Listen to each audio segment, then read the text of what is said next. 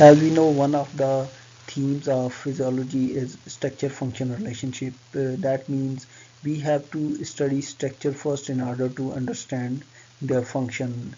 For study of structure, we need to locate them in inside the body. But location of organs uh, change with the positioning of the organism or the body. Uh, for example, the positioning of heart would change with the positioning of the human body. For example, a person is lying face upward, has heart on different location, and then the person lying face downward. So we have to first define the standard positioning and to bring the animal or human on that standard positioning in order to study or locate its organs. That standard positioning is called as anatomic positioning. So anatomic positioning for human being is that a person standing erect with the face directed forward and the upper limbs hanging to the sides and the palm of the hands are facing forward. Then we have a few directional terms in order to give directions to the human body and the point of reference to the organs. We are very familiar with these directional terms. For example, it is right and left. Right is for toward the right side of the body, and the left is toward the left side of the body. Then we have superior is upside to a point of reference or an organ. It is upper side. It is also called as cephalic in case of human being. Cephalic being that is toward head, and the inferior is below the point of reference. That is also called as caudal toward tail in case of human being.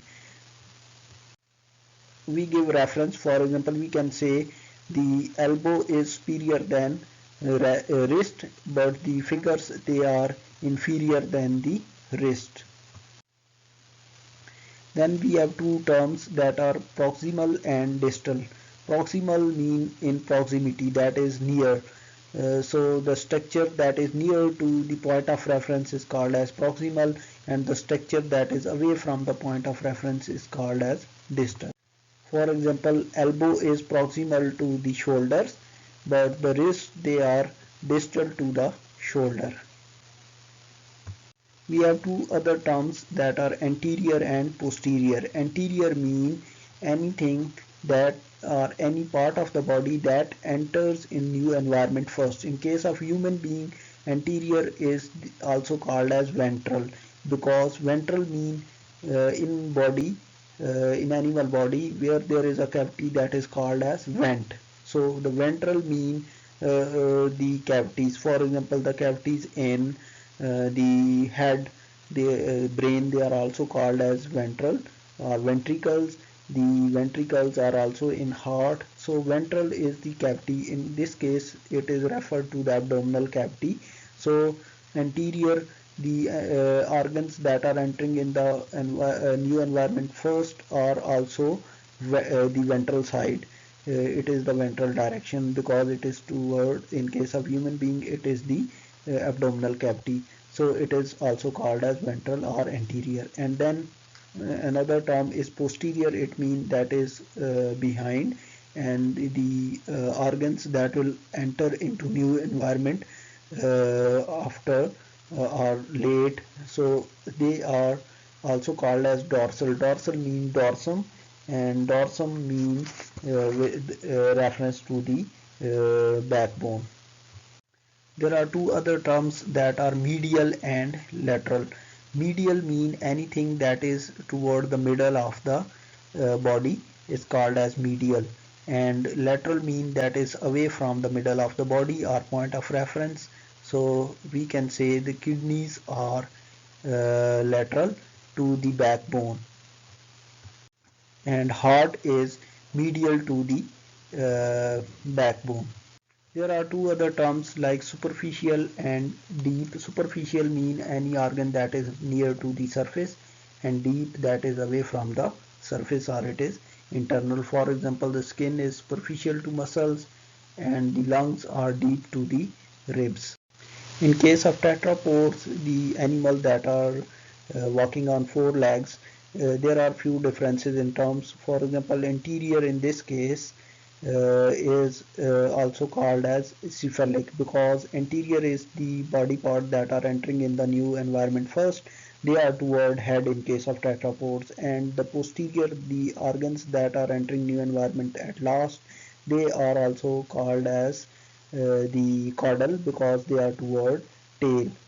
And then the dorsal, it is also called as superior because it is upward. The back side of these animals that are tetrapods is upward, so it is superior.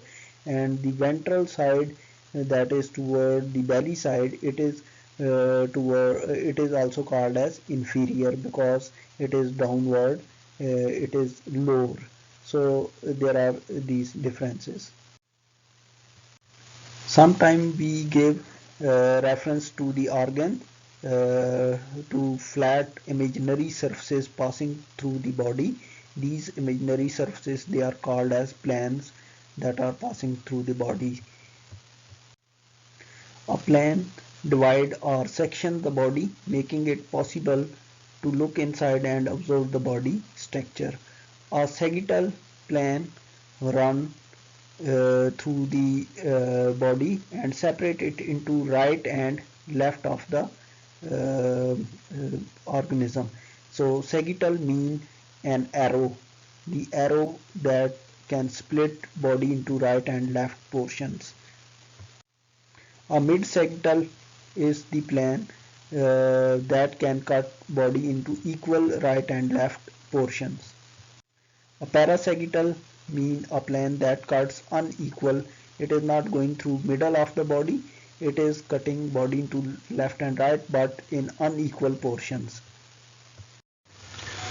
The transverse plane or axial plane, also called the horizontal plane, or it is also called as transaxial plane, is imaginary plane that divides the body into superior and inferior parts in case of human being, and in case of tetrapods it cuts the body into the anterior and posterior portions because the transverse plane is always at right angle to the coronal plane or the sagittal plane.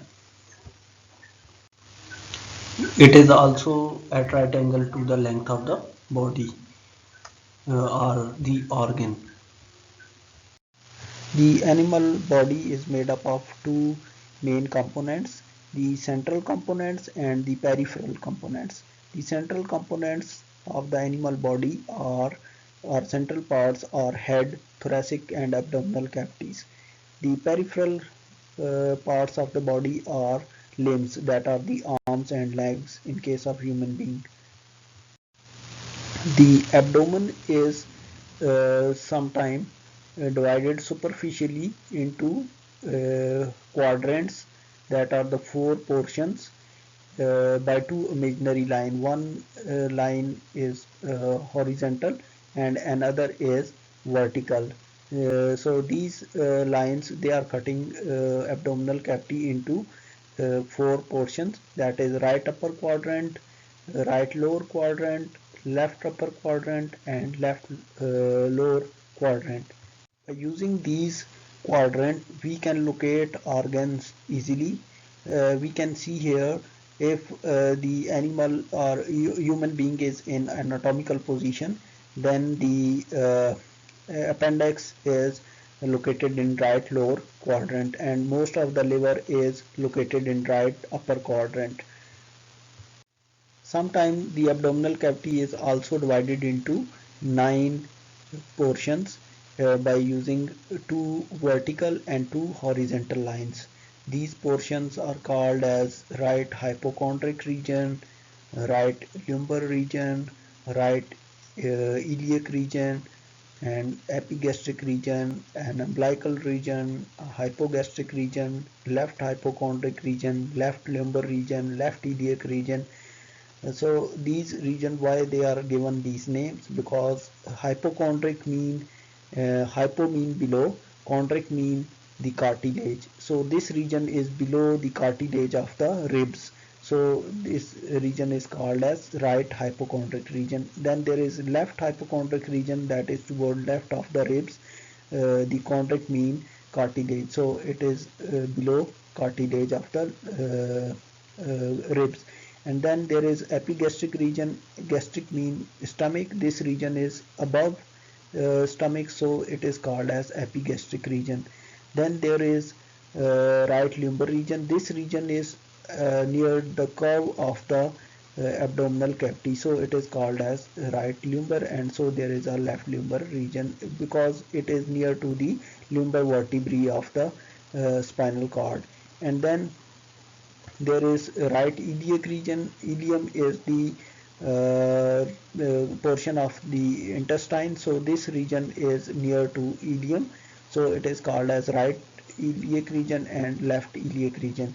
And then there is hypogastric region. Hypogastric mean it is below the stomach. Hypo mean below, so it is gastric means stomach, so it is the region that is also called as pubic region because it is near to the pubic of the body, so it is hypogastric region or pubic region. And then we have umbilical region because it is just above the navel point where the umbilical cord joined to the during fetal stages, so it is called as umbilical region. So in this case we can see the appendix is present in right in iliac region, so we can locate it easily. The urinary bladder, it is located in hypogastric or pubic region, we can locate it easily. And most of the stomach is located in epigastric region. So these lines or these portions, they are helping us to locate organs in the abdominal cavity. As we saw previously that human body or the mammalian body is having two portions. The portion that are on the main axis of the body, or the parts that are on the main axis of the body, are called as axial or central parts. These parts that are located at the axis mean they are located at the central point of the body. Axis is this an imaginary line or is a central point of the body along which organs are located, they are arranged or they are rotating. So the organs that are along the central point or central line or axis are the head, trunk and neck, while the appendicular parts, they are also called as peripheral parts that are away from the axis. They are appendicular appendixes like legs and arms in case of human being, and legs in case of tetrapod animals. Within the axial portion or the central portion or central part of the body, there are two main cavities: a dorsal cavity, that is a shorter cavity, and a large ventral cavity. Dorsal cavity can be subdivided into two parts: the cranial cavity within the skull, that is having brain in it, and the spinal cavity, which contains the spinal cord and is surrounded by sections of the backbones.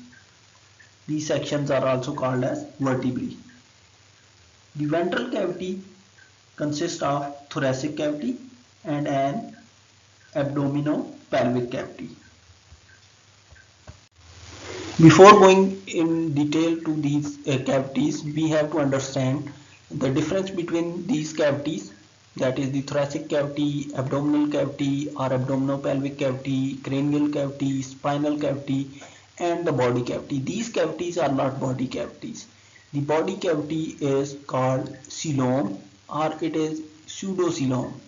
So in case of mammals or human being, the coelom or the body cavities, they are present because we are coelomate, we have body cavity, but these body cavities are shrunk and to a certain organs, and we'll discuss them later on. But we have to see what is a coelom. We know the animals, they are divided into three types on the basis of presence of body cavity. They are called as acoelomate, they are called as pseudocoelomate, or they are called as coelomate. So what is a coelom? We know in gastrulation there is formation of three layers, germinal layers, that are endoderm, mesoderm and ectoderm. In case of acoelomate, here you can see there is gut. We are looking at the cross section of the, or we can say a transverse section, that is a cross section along the length of the acoelomate. We can see here a gut, and then there is an endoderm, and then a mesoderm, and then there is an ectoderm. There is no cavity or split in mesoderm or between mesoderm and endoderm. So there is no cavity. These are organisms that are not having any split in mesoderm and endoderm, or within mesoderm. They are called as acoelomate. They don't have a cavity here. But in case of pseudocoelomate, the endoderm and mesoderm during development, they split from each other, and there is formation of a space that is running along the whole length of the organism.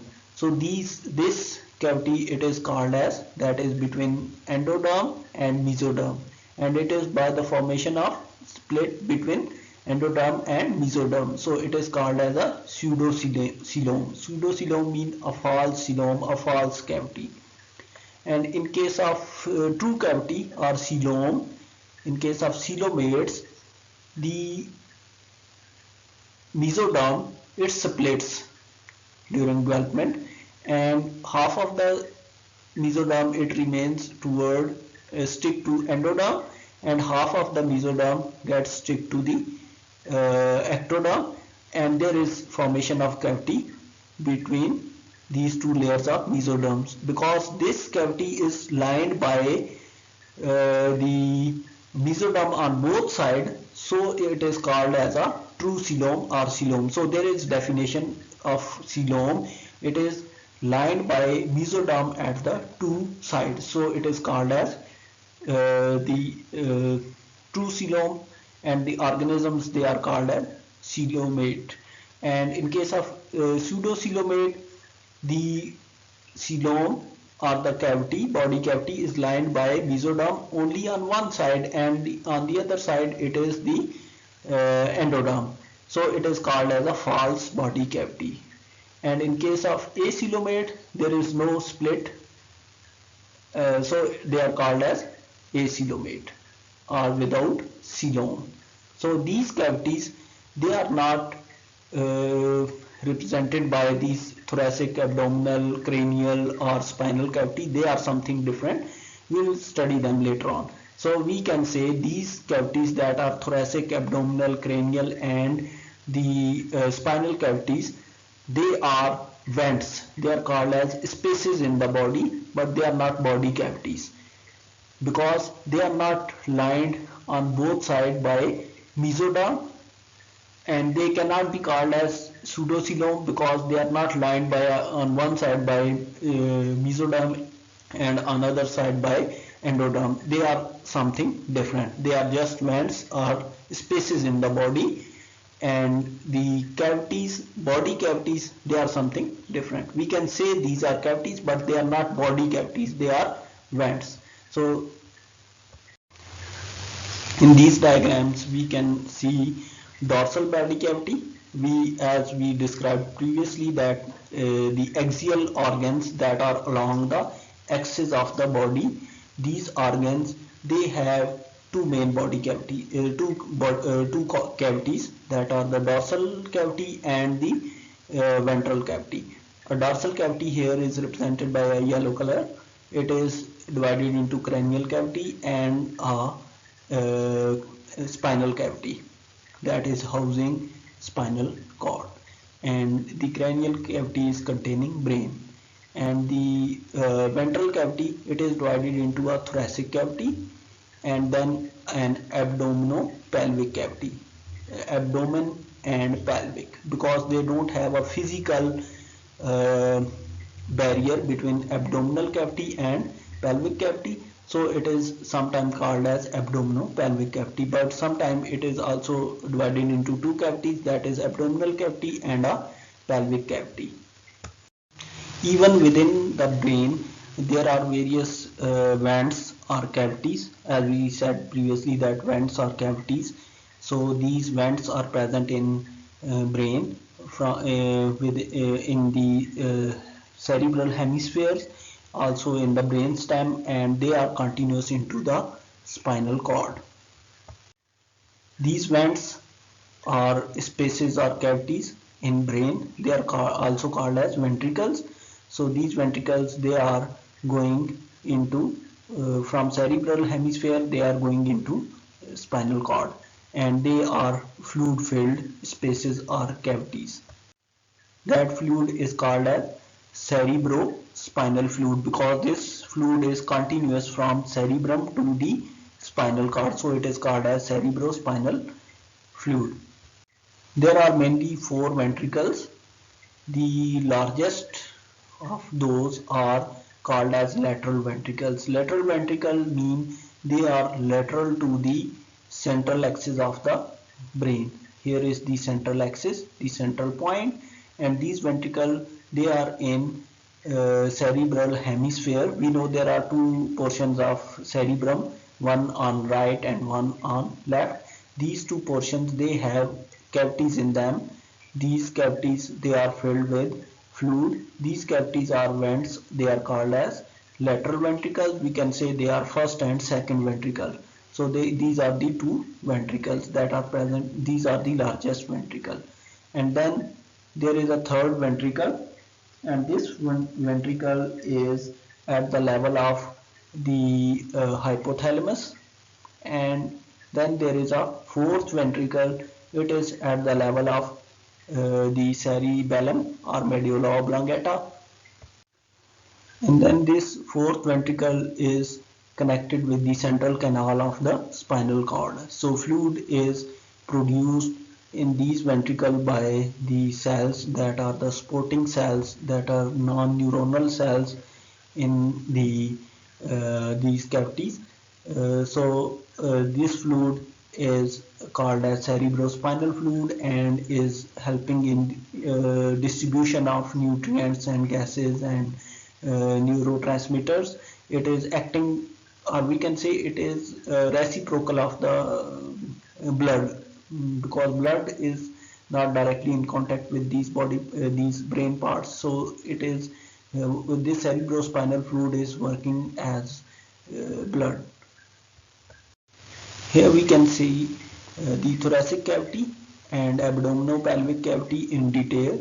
The thoracic cavity is separated from the abdominopelvic cavity by a broad, thin muscle structure that is called as diaphragm. This diaphragm is made up of the skeletal muscles, and because it is related with the skeletal system, but it behaves voluntary for some time and becomes involuntary after a while. We cannot stop contraction, we cannot do relaxation by ourselves for a longer time. So we cannot stop our breathing after a short time. So this muscle is also helping, this diaphragm is also helping in the breathing, because when it get contract, it increase the volume of the thoracic cavity and volume of the lungs, so that help in inhaling. And when it relaxes, it becomes dome shape, and the volume of the thoracic cavity decreases, and the volume of lungs is also decreases. So the gases are pushed back into environment, that is the exhalation. So this diaphragm is helping in inhalation and exhalation of the gases in breathing. So the walls of the thoracic cavity are made up of skin, skeletal muscles and various bones. The viscera within the thoracic cavity, they include are the organs, delicate organ. Viscera mean delicate organs that are lying in thoracic cavity. They are lungs, heart, the esophagus, trachea, blood vessels, and a thymus gland.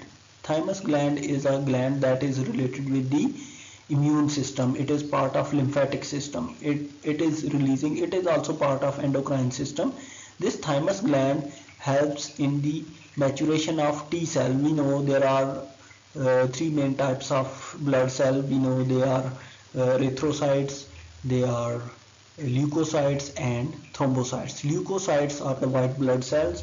They are of mainly 5 types, that are the neutrophils, basophils, cyanophils, and the monocytes and lymphocytes.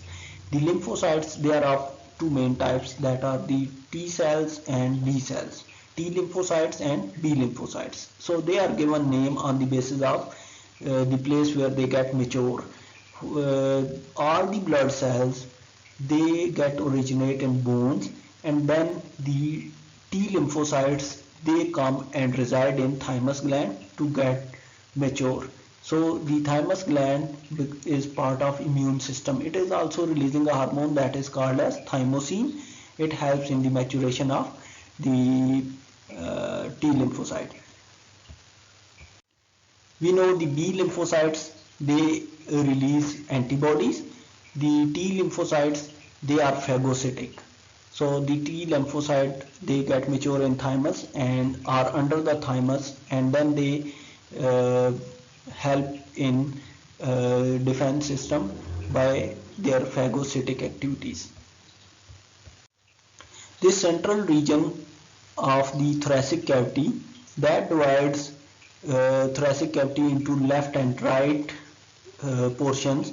This central portion is called as mediastinum, that divides thoracic cavity. So mediastinum means a middle region, that is mediastinum has organs like heart, thymus, blood vessels, trachea and esophagus. So we can define mediastinum is a region of thoracic cavity that divides thoracic cavity into left and right portion, and the mediastinum has organs like heart, thymus, blood vessel, trachea and esophagus are the, or we can say these are the central organs of the thoracic cavity. The abdominopelvic cavity extends from diaphragm to the pelvis. It includes an upper abdominal portion or abdominal cavity and a lower pelvic cavity or pelvic portion. Its walls are made up of skeletal muscles, skin and bones. The visceral organ within the abdominal cavity include the stomach, liver, spleen, gallbladder and most of the small and large intestine. The pelvic cavity is the portion of the abdominopelvic cavity enclosed by the pelvic bones and below the pelvic brim. It contains the terminal portion of the large intestine, the last portion of the large intestine, the urinary bladder and the internal reproductive organs like testes and it is the ovaries in case of human being, the ovaries and the portions of the reproductive tubes in case of male. There are various other small cavities like oral cavity that is containing teeth and tongue, nasal cavity that is located within the nose and is divided into right and left portion by a nasal septum, and then there are various air-filled sinuses within the nasal cavity. These sinuses are also cavities. Then orbital cavities that contain eyes, and the middle ear cavities that contain the middle ear bones. Now we have to start with the uh, membranes that are lining all the organs of the body. There are different types of membranes. If we see from head, we can see the outermost layer of head is skin, and then there is a bone. The bone is all the bones, they are lined by a membrane. That membrane is called as periosteum, because bone is called as the called osteon. So the membrane that is along osteon or bone is called as peri being along, so it is periosteum, a membrane that is lining all the bones. This membrane helps in the passage of blood vessel into bones. So it is also called as vascular connective tissue, because bones are connective tissue. So this periosteum is also a connective tissue, but it is vascular connective tissue. It has blood vessels that are going then into bone. So all the bones, they are lined by periosteum. And then there is another membrane that is called as endosteum. Endosteum is toward inner side of the cavities of the bones. But here we can say there is, in case of the flat bones, the head bone is a flat bone, so there is skin, the outer layer, then a periosteum that is along the head bone, and then there are three other membranes. These membranes, they are called as the meninges.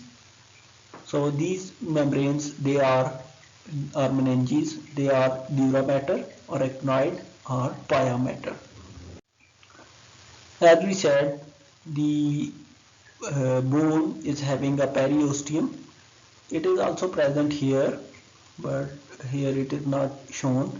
So most of the time these dura mater, arachnoid, and pia mater, they are fused to each other, and then they are fused to this periosteal membrane. But they have certain spaces. In these spaces there is fluid that is called as cerebrospinal fluid, and along these membrane there are cells. Again, they are supporting cell, they are non-neuronal cell. They help in the formation of cerebrospinal fluid, and flushing these cells, they have cilia to flush this cerebrospinal fluid also. If we see the pia mater is a delicate, soft, matter mean mother, because they are enclosing brain in them, so they are called as mothers. So this pia mater, pia mean it is very soft, matter mean mother, so it is soft mother that is adjacent to the brain. It is lining the brain, it is fused with brain. So this pia mater, it is soft and it is highly vascular. Then there is an web-like structure, spider web. So it is called as arachnoid, because it is uh, having spaces between fibers of this membrane. So this membrane is a little tough and is less vascular as compared to pia mater. And then there is a dura mater. Dura mean that is hard, that is durable. Matter mean mother. So this membrane, that is outermost membrane, that is fused with the periosteal membrane of the bone. This membrane is the toughest, and it is least vascular. So it is called as dura mater, or it is the tough mother that is enclosing brain. Vascular mean the blood vessels are running through them. So pia mater, it is highly vascular, mean blood vessels are most of the blood vessels are running from pia mater.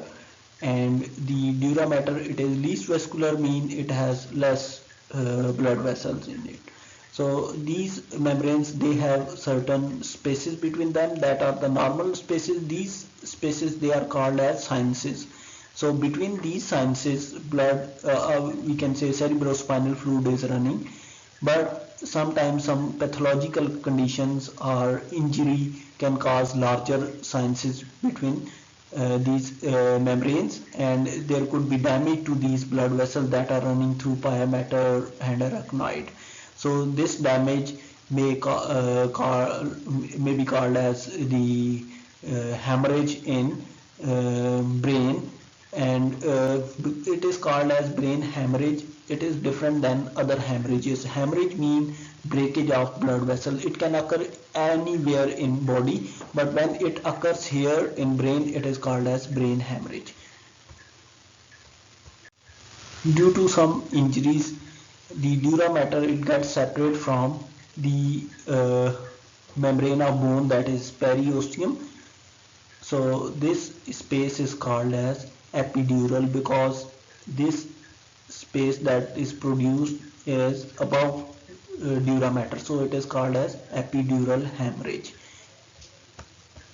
There could be a separation between dura mater and arachnoid because arachnoid and pia mater, they are fused with the brain, so there could be a space between dura mater and arachnoid due to injury, and this is called as subdural because it is below dura mater, so it is called as subdural hemorrhage. If blood vessel get break in subdural region, then it is called as, or below dura mater is called as subdural hemorrhage.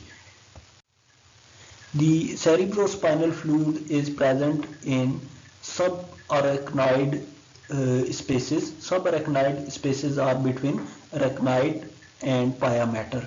So this region that is between arachnoid and pia mater, they have cerebrospinal fluid, and we can say the brain is floating in this cerebrospinal fluid because this head, skull bone, and these membranes, they are enclosing brain from all the sides, and there is cerebrospinal fluid between pia mater and arachnoid, and pia mater is fused with brain, so this brain is floating in the cerebrospinal fluid. As brain is floating in cerebrospinal fluid, in case of aged people, the brain get shrunk, and in case of the neonates, the brain is smaller than the skull, so it is freely floating, and if there would be a sudden jerk, there would be damage to the blood vessel that are going into brain. There could occur a hemorrhage that could be fatal for these like aged people and the young children. So we saw here in skull or cranial cavity, there are mainly 3 or 4 membranes. One of the membrane is periosteal membrane, that is along bone, but it is not called as meninges. And there are 3 main membranes that are along brain. They are called as meninges. They are dura mater, the tough membrane, arachnoid, the web-like membrane, and pia mater, the delicate membrane. And these 3 membranes, sometimes they get inflamed due to injury or the infection. That condition is called as meningitis. So here we can see, here is the bone of the skull. Then there is dura mater. Dura mater is a tough connective tissue, thick fibrous connective tissue, mean connective tissue that has more fibers in it, that is called as fibrous connective tissue. And then we'll see them later on. The connective tissue, they have fibers and they have the ground substances, that are the substances that are non-fibrous. So in case of dura mater, it has more fibers, protein fibers. They are mostly collagen fibers, type of protein. We'll see it later. And then there is arachnoid. Arachnoid is the from arachnidae, that is the family of spiders. So this, it means it is a web-like. you can see spaces between fibers, so it is like a web, and blood vessels are running in it. Dura mater is not having blood vessels, and the arachnoid, it is having blood vessel, and then these blood vessels, they are going into pia mater or delicate membrane. So this pia mater is present here. So the blood vessel, they are going into from arachnoid into pia mater. So arachnoid is vascular, it is providing blood vessel to the brain, we can see here. So pia mater is a membrane that is fused with the brain. So here from another angle we can see the skin of head, and then there is bone of the head, and then there are dural sinuses between dura mater and the this dural sinus is also called as superior sagittal sinus, the sinus at the center, the major sinus or the cavity. And then we have dura mater, and then arachnoid matter and pia mater, they are collectively called as meninges. And we can see from this diagram, we can see the here are the hemisphere of cerebrum, the left hemisphere and the right hemisphere. So the membranes that are meninges, they are going in between the partition of the cerebral structure. So these dura mater, mostly they are providing support to the partitions. So these membrane, they are running along the grooves of the brain, and they are supporting it. They are giving like pia mater and the arachnoid, they are giving different portion of the brain, the blood vessels, and the dura mater, it is supporting because it is top membrane. All of these membrane, they are made up of connective tissues. The pia mater, it is having less fibers, more ground substances or non-fibrous substances. The arachnoid, it has fibers, but these fibers, they have spaces, so it becomes web-like. The dura mater, it has little spaces between fibers, so it becomes a tough sheet that provide support. Cerebrospinal fluid is surrounding brain, and it is also present within the ventricles. As we know, there are spaces or cavities in brain. These cavities, they are called as ventricles. We saw there are two ventricles in cerebral hemisphere. These ventricles, they are called as lateral ventricles. They are first and second ventricle, and then there is a third ventricle at the level of hypothalamus, and then there is a fourth ventricle in front of cerebellum.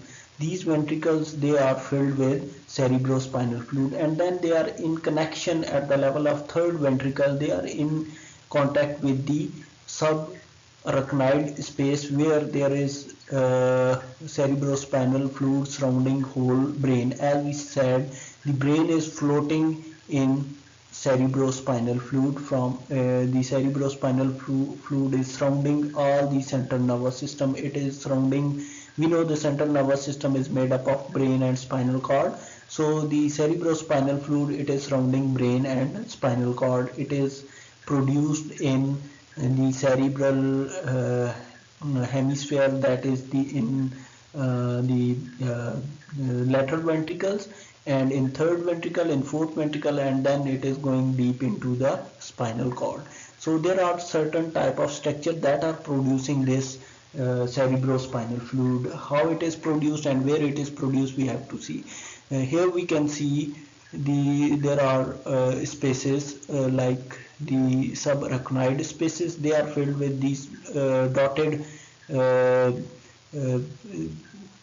visuals. They are for cerebrospinal fluid. So where there are dots, it is cerebrospinal fluid. So we can see cerebrospinal fluid is along the periphery of brain, and then it is going deep into spinal cord. It is also present inside the cavities that are the ventricles, the lateral ventricle. Here are the lateral ventricle, then it is the third ventricle, and then here is the fourth ventricle. And then at the level of third ventricle or fourth ventricle, they are in connection with the uh, cerebrospinal fluid that is surrounding the brain. So this cerebrospinal fluid is produced by blood vessels. It is the cerebrospinal fluid, we can say, is filtrate of blood. So the blood vessels that are coming into brain, they are not directly going into each and every portion. They are not freely going. They are bound by certain cells. These cells, they are called as glial cells, neuroglia cells, and we know there are five types of neuroglial cells. We in the central nervous system we have two types of cells. The glial cells or neuroglial cells and the neurons. We know the neurons, they are conducting cells. They conduct action potential. And the glial cells, they are sporting cells. They are not conducting cells, they are not conducting action potential, but they are sporting. So the glial cells, they are of five types. They are astrocytes. Astrocytes make the blood-brain barrier.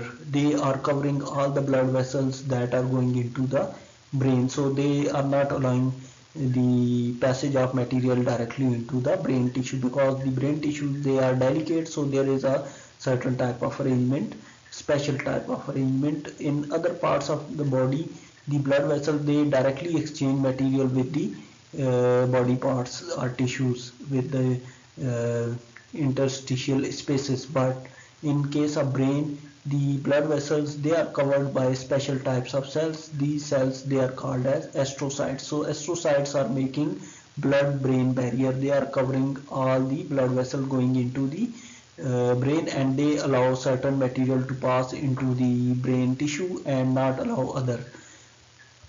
Then there are another type of cells called as oligodendrocytes. Oligodendrocytes are the cells that cover the neurons. They cover the nerves, and they provide the insulation to the to the neurons or the nerves or the axons, and they are making myelin sheets along the nerves. So then there are if these oligodendrocytes, they are in peripheral body, mean other than brain, they are covering axon, they are called as Schwann cells. And if they are present in central nervous system, then they are called as oligodendrocytes. So they provide an insulation, the myelin sheet on the axons. And then there are other neuroglial cells, microglia. Microglia are like monocytes in the blood. They help, they are defense system of the brain. They engulf the foreign material. And then there are another special type of cell, neuroglial cell. They are called as ependymal cell. Here we can see ependymal cells. So these ependymal cells, they are like epithelial cells. These cells, they have the cilia on them, and they produce cerebrospinal fluid. They help to produce cerebrospinal fluid. They are present along various blood vessels in the brain, and these blood vessels, they make a group, we can say plexus.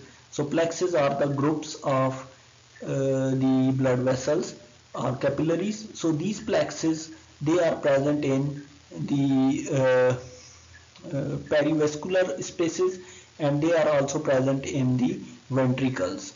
So these plexus are the groups of blood vessels.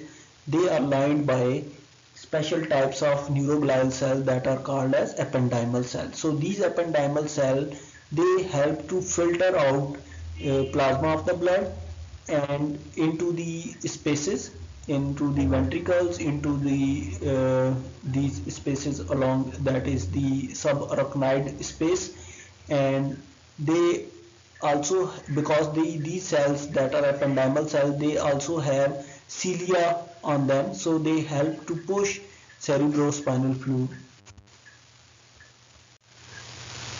So these ependymal cells, they have sodium pumps in them. They push sodium into these spaces. They get sodium from these capillaries and push them into these spaces, and then chloride, because sodium ions are positive ions, so the chloride ions, they follow that sodium, and this area or these spaces, they become uh, highly concentrated with sodium and chloride, so water follows and water get into these spaces, and this water is now rich with sodium and chloride, is called as cerebrospinal fluid. This happens in this subarachnoid space, and also in lateral ventricle, the third ventricle, and the fourth ventricle. This also happens. The most of the cerebrospinal fluid is formed within the lateral ventricles, and then it runs along the here we can see these blood vessels that are lined with these brown color ependymal cells. So these ependymal cells, they push sodium here, and then chloride comes here, and then water follows from blood vessel into these spaces. So cerebrospinal fluid is formed, and then this cerebrospinal fluid is running along these ventricles. It is also leaking to the periphery of the brain and flowing. So this whole material is called as cerebrospinal fluid. Here at the level of fourth ventricle, this region is called as this hole in the ventricles is called as, or this duct is called as, that is continuous from lateral ventricle, third ventricle, fourth ventricle, and going into spinal cord. This duct is leaked, and there is a pore or hole. That hole is called as foramen magnum, a larger hole. So the hole in any organ in or bone in body is called as foramen. Foramen magnum mean a larger hole. So the cerebrospinal fluid that is formed in lateral ventricle, in third ventricle, and fourth ventricle is coming and leaking out into periphery of the brain through foramen magnum. So this whole cerebrospinal fluid is taken back into blood vessel also. So this cerebrospinal fluid is working like interstitial fluid, or we can say is a counterpart of blood. So where does this CSF goes if it is continuously being filtered from blood by ependymal cell into the ventricles and the subarachnoid spaces, then it should be reabsorbed. So it is reabsorbed into blood again by the these arachnoid granulations. Arachnoid granulations are the folds in arachnoid membrane into the sinuses that are present below the dura mater. So in these sinuses, these arachnoid membranes, they are making folds. These folds, they are called as arachnoid granulations. In these sinuses, there are many veins.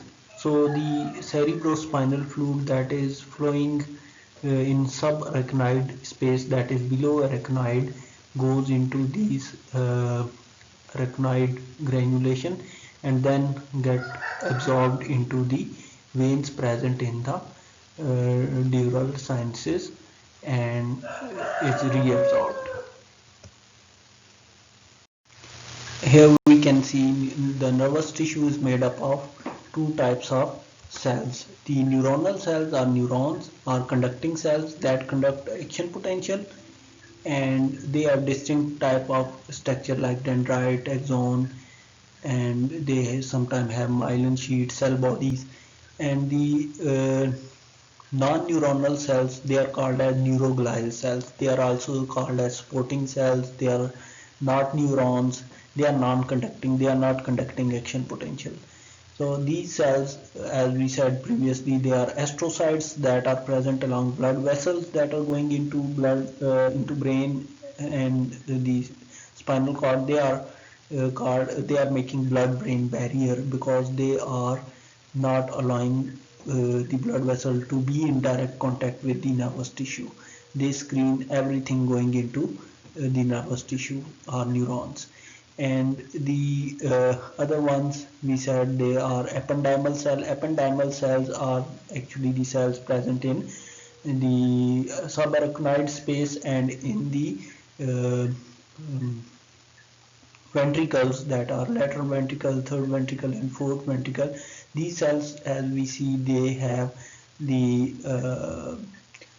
cilia, and they have sodium pumps. They push sodium out into the spaces, and blood that is going from blood capillaries beneath them.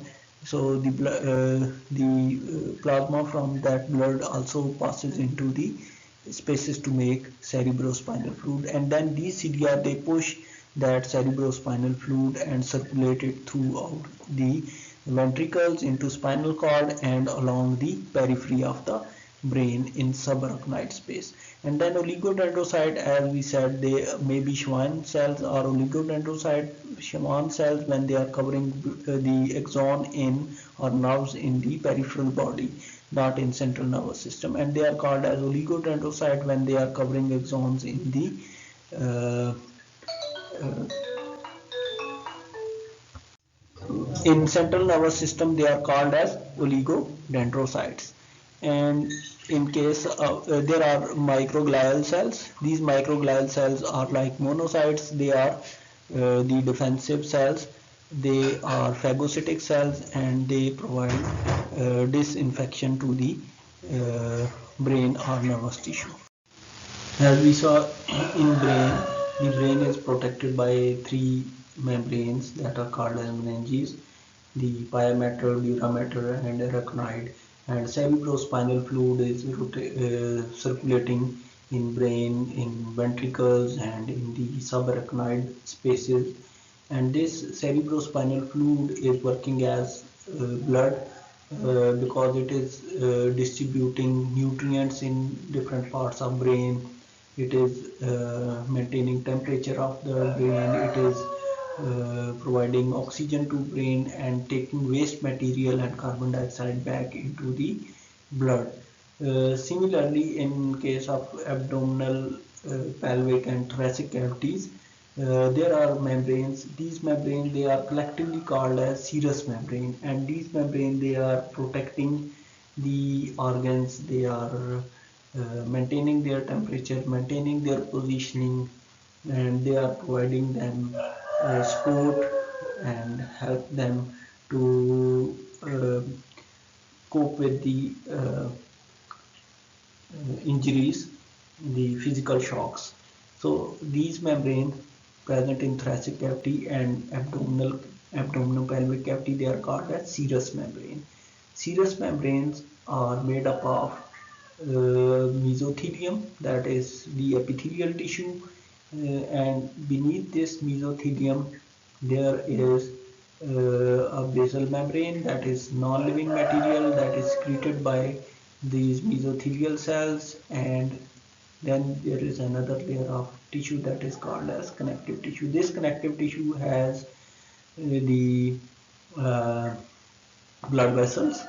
Where there is epithelium, most of the time there is connective tissue beneath, because the epithelial cells, they don't have blood vessel entering into them. So the blood vessel, they remain in connective tissue, and they provide nutrients and oxygen to epithelial cells through diffusion.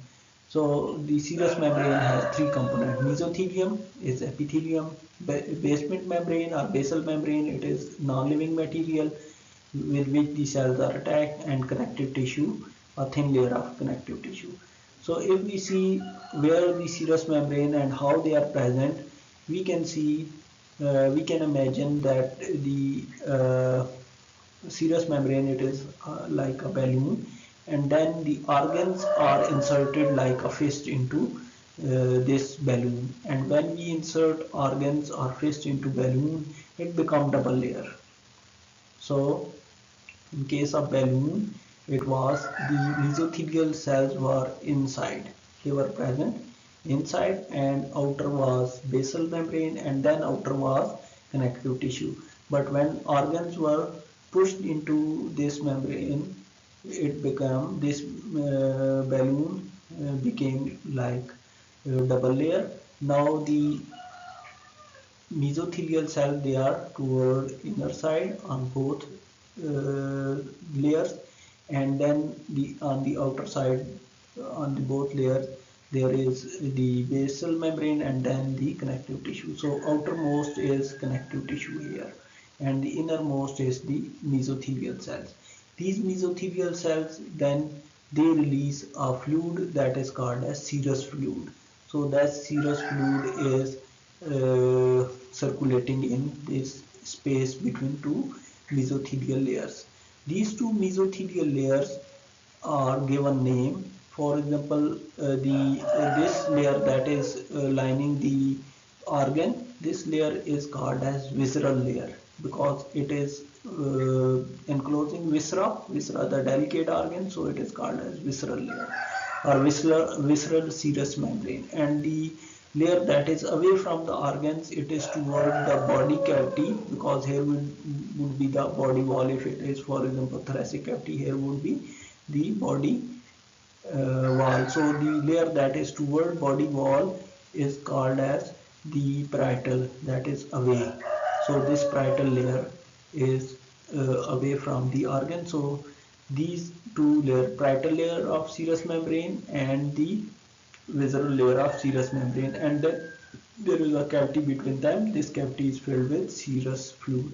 So we can see here in heart, in case of heart, this membrane is serous membrane, and it was like balloon, then heart was inserted like this fist, and now it is double membrane.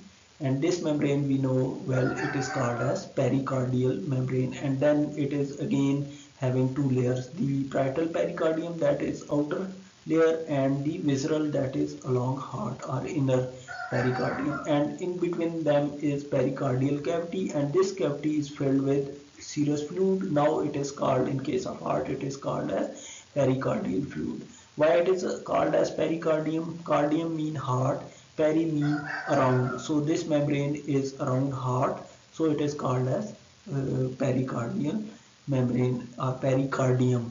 So it is visceral pericardium and parietal pericardium, and fluid is called as pericardial fluid, and the cavity is called as pericardial cavity. And the interesting thing that we discussed previously, that the coelom is present between the two layers of mesoderm. So this membrane, it originated from mesoderm, and the we said the coelom is reduced in case of mammals, in case of human being. So this coelom is only present here between serous membranes only. So serous membrane, the cavity between these two layers of serous membrane is called as body cavity or true coelom. So we are coelomate, we have coelom, but it is reduced. It is only present along heart, along the lungs, and wherever there is serous membrane. We'll see it later. So this pericardial cavity is actually a coelom. As we discussed previously, that the heart is lined by a serous membrane that is called as pericardium, and it is visceral pericardium and the parietal pericardium, and the cavity is pericardial cavity, and this is the coelom, and it is filled with fluid that is called as pericardial fluid. In case of lungs, the lungs are called as pleura. So the membrane that is along the lungs is called as pleural membrane. So again, it is this serous membrane, the pleural membrane, is made up of two layers: the parietal layer, that is outer layer, and the visceral layer, that is attached with the lungs. So in between them is pleural cavity that is filled with serous fluid. Here it is called as pleural fluid. So in case of these two organs, we can understand the function of this serous membrane. These two layers of serous membrane, they have fluid in between these two layers, so they get stick to each other like two glass plates or slides. When they have a water drop between them, they cannot be separated. They can slip on each other but cannot be separated easily. Same is the case with these two layers of the membrane, the parietal and the visceral membrane. When there is a physical shock to heart or lungs, these membranes, the visceral and the parietal layers, they slip on each other and they absorb this shock and uh, protect heart or lungs from this shock. This membrane also maintain the temperature of heart. This membrane, the pericardial membrane, it also uh, maintain the positioning of organs and do not allow entrance of organ into the space of other organs. For example, heart cannot enter into the spaces of lungs, or lungs cannot enter into the space of heart and cannot get friction with each other. They are aligned to their spaces. When the organs enter into spaces of other organs, that phenomena is called as hernia. So this hernia may occur in anywhere in these cavities, the abdominopelvic cavity or thoracic cavity, and most of the time this hernia occur in abdominopelvic region, where the intestine breaks the membrane, serous membrane in abdominal cavity and enter into the pelvic region. We will discuss it later, but it is the most time this hernia occurs in body. The So these membrane, they maintain the positioning of organs. And another function is these membrane, they keep the size of the organs to their limit. For example, the heart and the lungs, they are expandable. They can expand. They can even expand beyond their limit. But these membrane, they keep them to their limit. These membrane, they don't allow over expansion of these organs. So serous membrane, the pericardial and pleural membrane, and the other serous membranes, they are maintaining positioning of the organs. They are absorbing physical injuries or shocks. They are maintaining the size of the organs, and in other cases they are also passing blood vessel from one organ to another organs.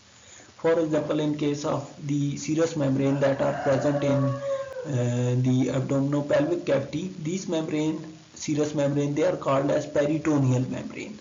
The peritoneal membrane are again made up of two layers, the parietal peritoneum and visceral peritoneum. These peritoneum, in between these two layers, there is space, and that is filled with this space is called peritoneal cavity, and peritoneal fluid is present over there. And most of the organs, they are lined by this peritoneum. Here we can see the liver, intestine, and many other organs, they are lined by peritoneum in abdominopelvic cavity. But there are few organs, these organs, they are called as peritoneal organ, which are lined by peritoneum. And there are few organs which are behind peritoneum. For example, we can see here the organs like kidneys. they are behind peritoneum. They are between body wall and the peritoneum. These organs, they are called as retroperitoneal organ. Retroperitoneal organs are those organs that are retro mean behind, peritoneal mean peritoneum. So these organs, they are behind peritoneum, like kidney, like organs like the urinary bladder and the rectum, they are behind peritoneum. So they are retroperitoneal organs, and the organ within the peritoneum, they are called as the peritoneal organs. Then this peritoneum, the visceral and parietal peritoneum, they get fused to each other. These two layers, they get fused to each other, and then they provide blood vessels from, for example, here from liver to intestine or intestine to liver.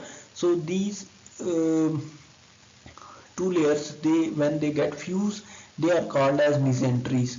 So mesenteries are fusion of parietal peritoneum and visceral peritoneum, and they help to keep organs intact in positioning, and also provide blood supply and nerve from one organ to another organs. They are providing wirings. They are like the cables in computer system. Those cables, they are like the bands.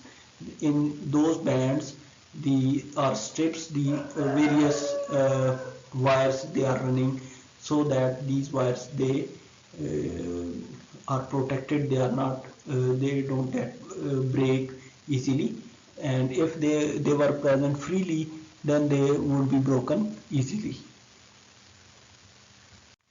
So we can say collectively, the serous membrane, they are maintaining size of organs, positioning of organs, they are protecting organs from physical injuries and temperature, and even from microorganisms, infections, because they are surrounding organs, and they are protecting from the physical shocks, and then they are also maintaining the positioning of the organs, providing blood supply and nerves to the organs. They are providing wirings to the organs in the form of mesenteries.